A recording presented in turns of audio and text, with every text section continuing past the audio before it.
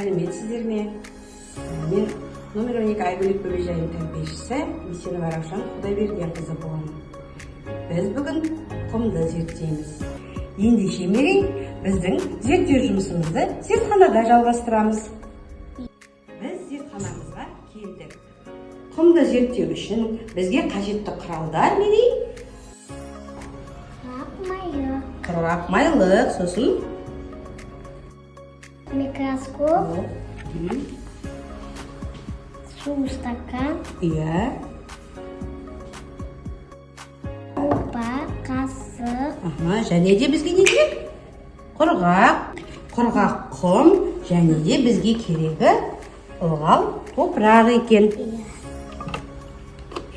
Енді біз стақандағы суды аламыз. Содан бір қасық ылғал топырақ саламыз. Толып тұр. Стақанымызға саламыз. Және оны араластырамыз. Жарайды, араласқан стакан суды онда қоямыз. Бірінші тәжірибемізді, екінші тәжірибеміз біздің құрғақ майлықты аламыз. Алақанына қоямыз. Бір қасық ылғал құмнан саламыз үстіне. Ал енді мерей қыса қой қолыңды. Жарайсың. Аша қой қолыңды. Ал мына құрғақ майлығымыз қандай болды біздің? Дымқыл болып қалды, да? Ылғал болып қалды. Көрдің бе? Бұл құрғақ.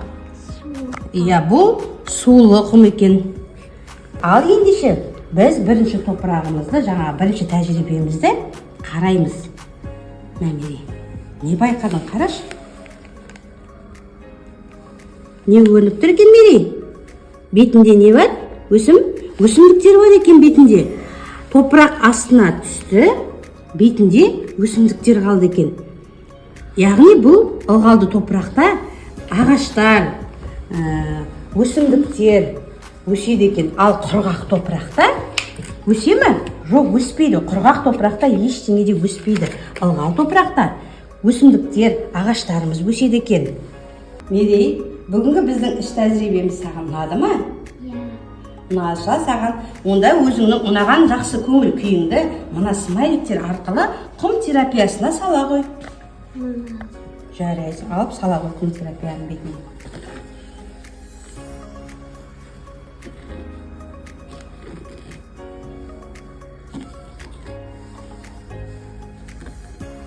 Жарайсың, Мерей, қандай әдемі болған, тамаша. Осымен біздің зерттеу жұмысымыз аяқталды.